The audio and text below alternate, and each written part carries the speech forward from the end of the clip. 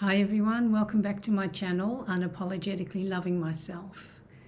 My name's Annemarie, and today I would like to talk to you about the importance of changing your thoughts to change your life.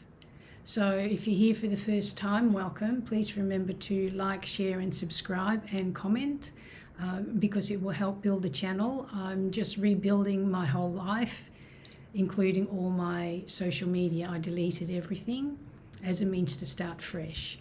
So this channel is to support and help those who are struggling through narcissistic relationships, who may be trying to look for ways, trying to understand it, trying to navigate it, and those who are trying to perhaps leave it. This channel is for you. So I wanted to talk today about the importance of our thoughts, because our thoughts feed our belief systems. And if we don't change the way we think, then it's very difficult to change our belief systems, and that will keep us stuck in a limiting, negative, self-destructive, self-sabotaging kind of pattern. So first, understanding that I am the creator of my own thoughts, that no one can create them, my thoughts, for me. They can influence them, but they can't create them for me. My thoughts are my thoughts. And given enough thought, because thought is energy, and given enough thought, if I think about a thought enough times, it will find its way into the world. So it pays to think positive thoughts, even at times where I may not feel like I want to. Maybe if I want to stay in that anger or in that resentment or in that self-destructive stage or in that blaming stage or in that judgment stage. Sometimes it's easier because to recognize our part in it can be quite painful. And this isn't about shaming any victims. I've been where you are. So it isn't about shaming anyone, and it certainly isn't about telling you that you are allowing it. It's your fault, okay? That's not what I'm saying. What I'm saying is, when you learn to change the way you think, then you stop being hostage to someone else's unhealed stuff. And so what happens is I create a thought, and that thought will, if it's a positive thought, it will create a feeling. If it's a negative thought or a limiting thought, it will create an emotion. Now, emotion is based on our fight or flight response. And we've been taught there's nothing wrong with emotion. Of course, there's nothing wrong with it, but if we understand the difference between feelings, which is in the realms of intuition, and emotion, which is in the realm of the fight or flight response, okay, which is our instinctive self-defense mechanism. And if everyone's got unhealed stuff, and if you're around someone who doesn't want to deal with their own stuff and want to be accountable, they're going to be poking your wounds. And if you don't change the way you think, you're going to keep reacting. And that's exactly what they want. They want you to react because that gives them supply. That gives them control. Okay, so when I understand that I can create a feeling or an emotion, then I start having a bit of choice, because our feelings and our emotions will create our actions, and put the action into play enough times, it now becomes a habit. So again, if it's a positive habit, excellent. Keep doing what you're doing and keep feeding and nurturing that habit. If it's a disempowering habit, we need to change the way we think, because otherwise that disempowering habit now becomes a compulsion or an addiction. Addiction is more externally driven. Compulsion is more internally driven. People pleasing, enabling, that sort of stuff. Okay, and so our compulsions will then, and even our positive habits and our negative compulsions, because when I go into compulsion, sorry, I'm just going to backtrack, I'm now going against my own willpower. My willpower has become weak, and I'm now going straight into action or reaction, and I have no control over, which a narcissistic person wants. They don't want you to have control. They want to keep you confused. They want to keep you destabilized. They want to keep you destabilized, okay? And they want to keep you confused.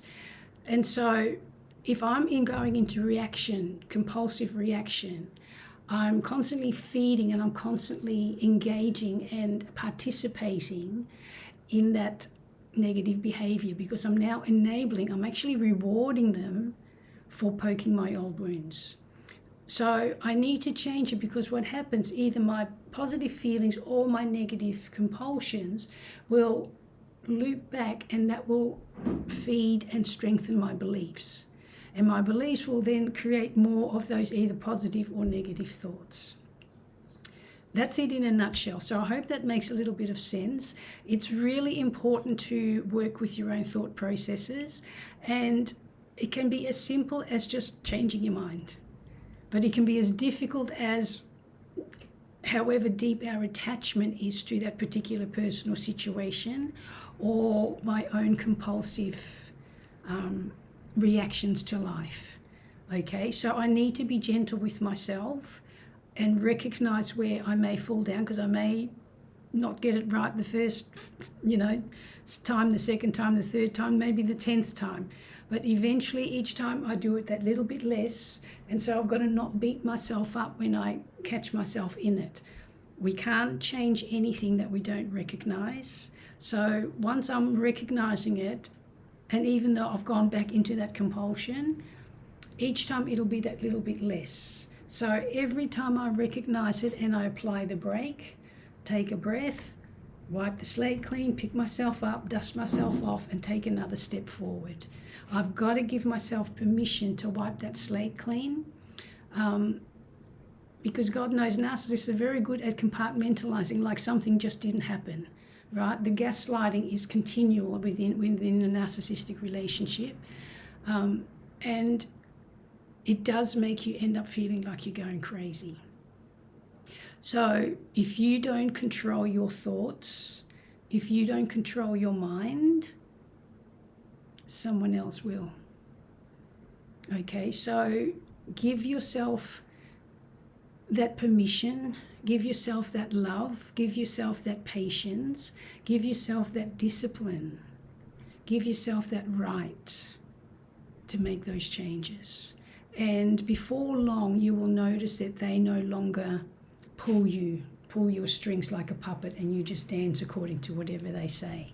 Okay, I've been there, and I really stopped liking myself for a long time, because I just became so reactive, and I became quite passive aggressive, which I don't want to use the word hate, because it's a very strong word, but I really dislike that about myself, because that's not me.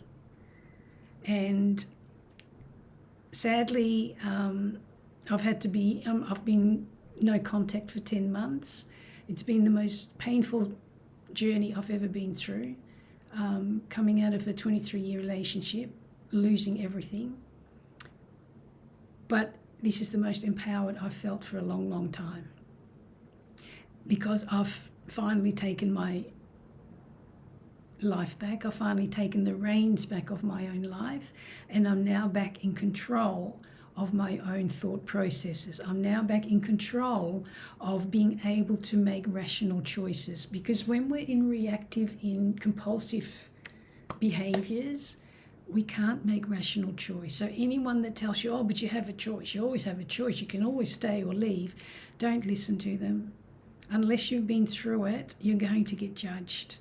So the less you try and get validation from others, unless they're really there 100% for you and let you vent and try and process and understand, providing you're not staying in that victim space, providing you're constantly looking for ways to rebuild and regrow and change and transform yourself. Otherwise, we have to learn to keep things to ourselves, because it does become a bit of a lonely path for a while. But, there's 8 billion souls on this planet, and every single soul is being challenged to step into their power.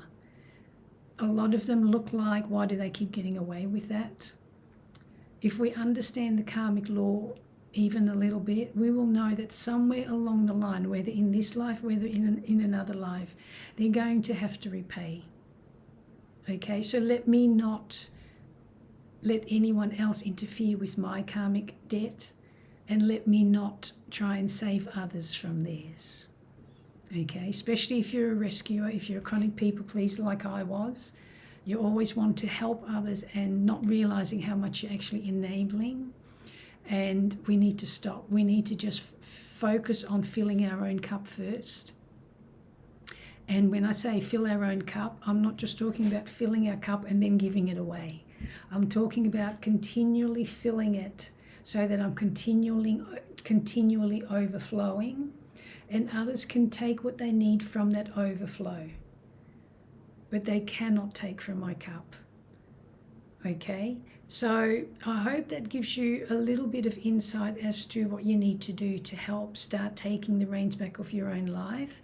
And again, I can't stress this enough, be gentle with yourself, because you will get challenged on these very things that you want to change. Because how else do we know that we're progressing if we don't get challenged on it?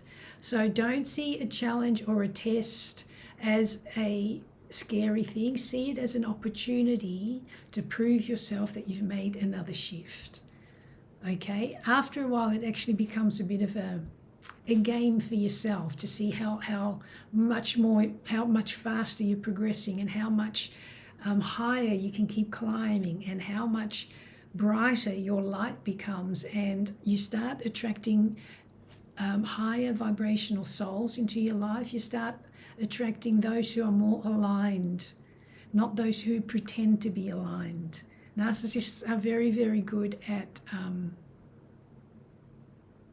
pretending. They're very good at future faking.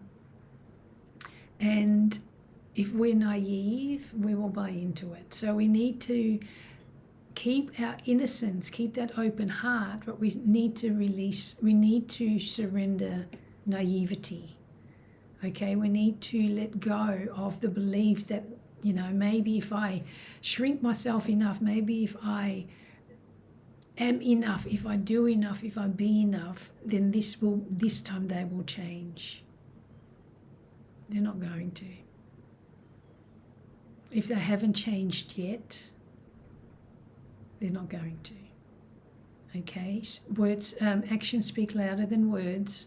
And I think it was Maya Angelou who said, when someone shows you who they are, believe them. So on that note, I'm going to love you and leave you, and hope that gave you a little bit of benefit, a little bit of clarification, and just one tiny little tool to get you unstuck and for you to keep moving forward. Know that you're not alone. Know that you have my support, and all the best. Love you. Bye.